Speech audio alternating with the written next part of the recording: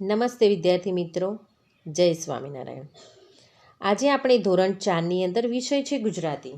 એની અંદર છે પાઠ નંબર 10 મૂરખના સરદારો વિશે આપણે અહીંયા જાણવાનું છે. તો વિદ્યાર્થી મિત્રો, આ મૂરખના સરદારો પાઠ એ આપણે જે અકબર બિરબલની વાર્તાઓ સાંભળેલી છે એની અંદરની એક વાર્તા અહીંયા કહેવામાં આવી છે. તો અહીંયા આપણે પહેલાં પાઠનું આયોજન જોઈ લઈએ. તો પહેલું છે લેખય પરિચય, ત્યારબાદ આપણે જોઈશું પાઠનું શ્રવણ અને સમજૂતી, ત્યારબાદ જોઈશું આપણે શબ્દાર્થ અને સ્વાધ્યાય. બરાબર? તો ચલો પાઠની શરૂઆત કરીએ. પહેલો લેખકનો પરિચય. લેખક છે જ્યોતિન્દ્ર દવે. બરાબર? એમનો જન્મ 21 ઓક્ટોબર 1901 સુરત ખાતે થયો હતો. ક્યાં જન્મ?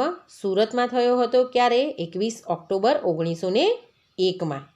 તેમના પિતાનું નામ છે હરિશંકર અને માતાનું નામ છે ધનવિદ્યા ગૌરી. અભ્યાસ પૂર્ણ, હવે ચલો થોડું એમનું ભણતરનું જોઈએ. તો અભ્યાસ પૂર્ણ કર્યા બાદ સુરતની કોલેજમાં સંસ્કૃત અને ગુજરાતીના પ્રાધ્યાપક તરીકે સેવાઓ આપી. મુનશીના ગુજરાત સામાયિક દ્વારા ઘણા લેખો પણ લખ્યા. ત્યારબાદ તેમણે રંગતરંગના કુલ 6 ભાગ, રેતીની રોટલી, નજર લાંબી અને ટૂંકી, બિરબલ અને બીજા રોગ, યોગ અને પ્રયોગ, વડ અને ટેટા જેવા સાહિત્યનું સર્જન કર્યું છે. તેમણે નર્મદચંદ્રક, રણજીતરામ સુવર્ણચંદ્રક વગેરે માન સન્માનથી ગુજરાતને નવાજ્યા છે. કેવા? નર્મદચંદ્રક, રણજીતરામ સુવર્ણચંદ્રક વગેરે એવા માન સન્માન એવા એમને ચંદ્રકો પણ મળ્યા છે. આ હાસ્ય સમ્રાટ તરીકે જાણીતા એવા જ્યોતિન્દ્ર દવેનું, હાસ્ય સમ્રાટ એટલે કેવી સુંદર હાસ્ય વાર્તાઓ. દવેનું મૃત્યુ 11મી સપ્ટેમ્બરને 1980 થયું હતું. ક્યારે? 11મી સપ્ટેમ્બર અને 1980ની અંદર જ્યોતિન્દ્ર દવે મૃત્યુ પામ્યા. બરાબર? આ હતો આપણા પાઠના લેખકનો પરિચય. હવે જોઈએ પાઠ શ્રવણ અને સમજૂતી. તો આ પાઠ એક બિરબલ અને અકબરની જે આપણે ઘણી બધી વાર્તાઓ સાંભળી છે વિદ્યાર્થી મિત્રો, એ વાર્તાઓ પરનું એક વાર્તા અહીંયા મૂકવામાં આવી છે. વાર્તાઓ તો ઘણી બધી છે, પરંતુ અહીંયા એક વાર્તા મૂકવામાં આવી છે, મૂરખના સરદારો. મૂરખ એટલે તમને ખબર પડી ગઈ હશે. બરાબર? ચલો તો આપણે પાઠ જોઈએ. હોશિયાર માણસોને તો તે બોલે ચાલેને પરથી પકડી શકાય.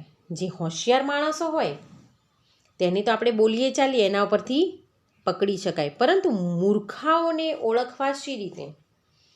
અકબર બિરબલને પૂછે છે કે હોશિયાર માણસોને તો બોલે ચાલીએ ને એટલે આપણે ઓળખી શકીએ, પકડી શકાય કે આ હોશિયાર છે. બરાબર?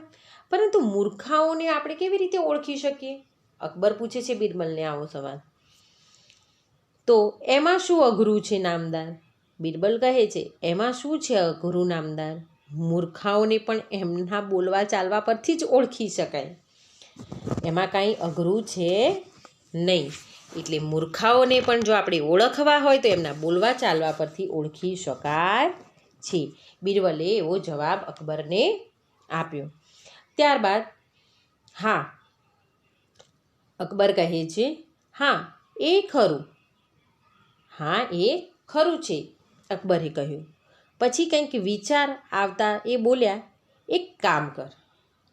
એટલે બિરબલ કહે છે બોલો શું નામદાર, હું શું કામ કરું એમ? એટલે કે હા એ પણ અઘરું તો છે, એ તો ખરું કે એમને મૂર્ખાઓને પણ બોલવા ચાલવા ઉપરથી અકબર કે ઓળખી શકાય છે, પરંતુ એમને એક વિચાર આવે છે ને ચાલ હવે એક કામ કર. એટલે અકબર કહે છે કે શું કરું બોલો.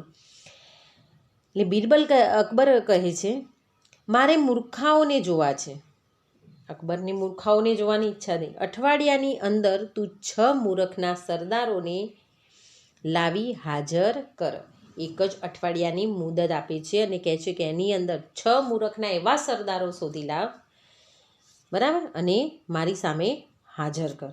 એટલે બિરબલ કહે છે જેવો હુકમ નામદાર. બિરબલ શું કહે છે? જેવો હુકમ નામદાર. બિરબલે કહ્યું.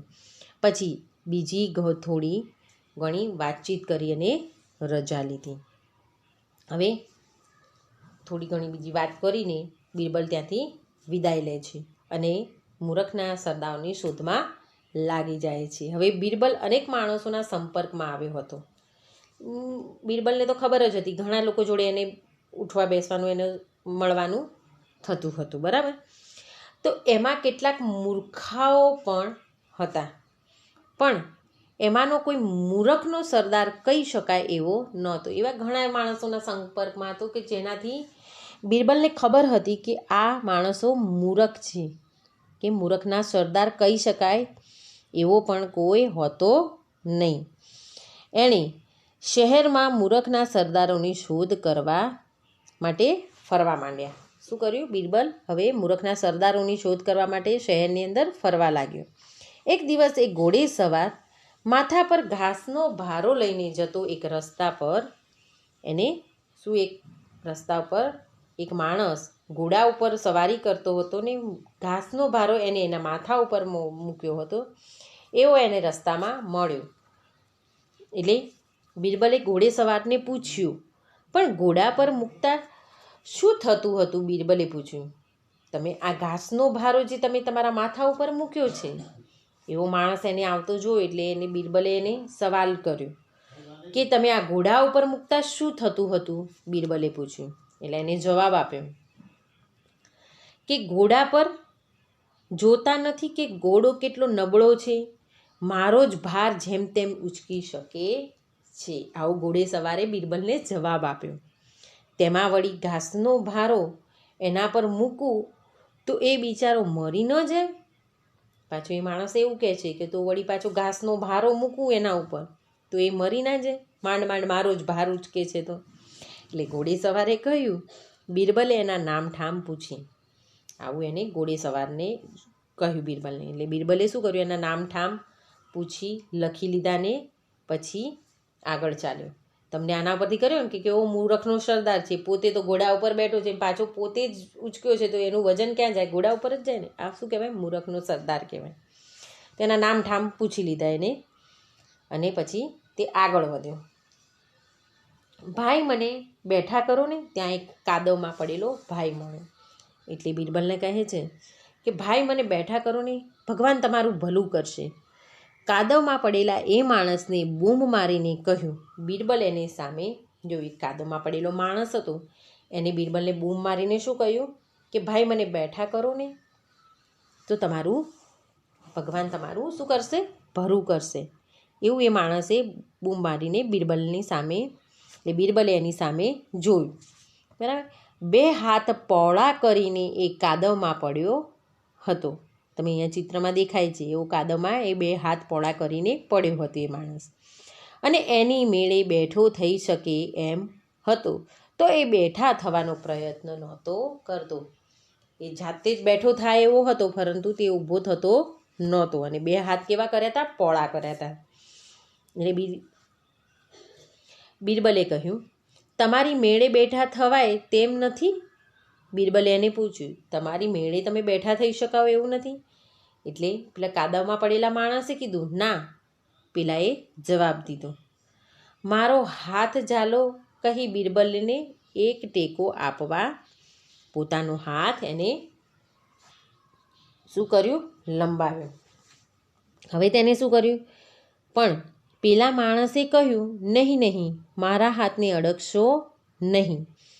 મારી ચોટલી પકડીને મને બેઠો કરો. બિરબલે શું હાથ લંબાવ્યો એને બેઠો કરવા માટે. એટલે શું કીધું એને? ના ના, મારા હાથને નહીં અડકો, મારી આ જે વાળની ચોટલી છે એ પકડીને મને બેઠો કરો ને. એટલે બિરબલ કહે છે, કેમ? તમારા હાથને કંઈ ઈજા થઈ છે? બિરબલે પૂછ્યું. ના, ઈજા તો કશી નથી થઈ, પણ પહેલાં મને ચોટલી પકડીને ઊભો કરો પછી કહું. પેલા માણસે કહ્યું, પહેલાં મને ચોટલી પકડીને તમે ઊભા તો કરો, પછી હું તમને આખી વાત કહીશ. એટલે બિરબલે એને ચોટલી પકડીને ઊભો કર્યો. એ પછી પેલો માણસ 2 હાથ પહોળા રાખીને ઊભો રહ્યો. અને તે જોઈ બિરબલે પૂછ્યું, પણ તમે હાથ આમ કેમ રાખ્યા છે? એટલે એ જ વાત છે એ જ વાત છે ને, પેલાએ જવાબ દીધો, એટલે કેમ કે તમે આ હાથ આમ પોળા કરીને જ કેમ ઊભા છો એમ એવું કીધું. એટલે કે એ જ તો વાત છે. પેલાએ જવાબ દીધો, મારે સુથાર પાસે કબાટ કરાવવું છે અને તેની પહોળાઈનું માપ લાવવા એણે મને કહ્યું હતું. એટલે તમને ખબર પડી વિદ્યાર્થી મિત્રો, એ બારણાનું માપ લઈને એટલે એને હાથ એટલા પોળા જ રાખ્યા, જેથી માપ ખોટું થાય નહીં. કારણ કે એને ત્યાં શું કરવાનું હતું? સુથારને ત્યાં બારણું ઘડવા આપવાનું હતું. આગળ જોઈએ, એટલે મારા ઘરનું જૂનું કબાટ માપી જોયું તો તે મારા હાથના 2 હાથની પહોળાઈ જેટલું છે. એટલે એ માપ ભૂલી ન જવાય તે માટે 2 હાથ પહોળા રાખી હું સુથારને બતાવવા જતો હતો. અને રસ્તામાં ચાલતા ચાલતા શું થયું? લપસી પડ્યો, પણ હાથ નીચા કરું તો માપ ભૂલી જવાય, એટલે હાથ એમને એમ રાખી પડ્યો રહ્યો. આમ તમે આવીને ઊભો કર્યો તો માપ બરાબર જળવાયું રહ્યું. તો શું કહેવાય વિદ્યાર્થી મિત્રો? આને મૂરખ જ કહેવાય ને. બિરબલે એના પણ નામ ઠામ પૂછી લીધાને આગળ બીજાની શોધમાં ચાલવા લાગ્યો. હવે આ બનાવ પછી 2-1 દિવસ રહીને બિરબલ બાદશાહ પાસે ગપ્પા મારીને રાતે ઘેર પાછો ફરતો હતો. ત્યાં રસ્તામાં ફાનસ હેઠળ એક માણસને કંઈક શોધતો દીઠો. એટલે શું? આવા બનાવ પછી 1-2 દિવસ રહીને બિરબલ બાદશાહ પાસે ગપ્પા મારીને રાત્રે ક્યાં જતો હતો? ઘરે જતો હતો. રસ્તામાં ફાનસ હેઠળ એક માણસને કંઈક શોધતો દીઠો. એટલે બિરબલે પૂછ્યું એ માણસને, શું શોધો છો? કંઈ પડી ગયું છે? બિરબલે પૂછ્યું. તો હા, પેલાએ ટૂંકો જવાબ આપ્યો કે હા. એટલે બિરબલ કહે છે, શું? એટલે પેલો ભાઈ કહે છે, સોનાની વીંટી. તો લાવો હું એ શોધાવા લાગું, કહી બિરબલ પણ વીંટી શોધાવા માંડી. અને ત્યાં પસાર થતા માણસો પણ એ શોધમાં ભળ્યા.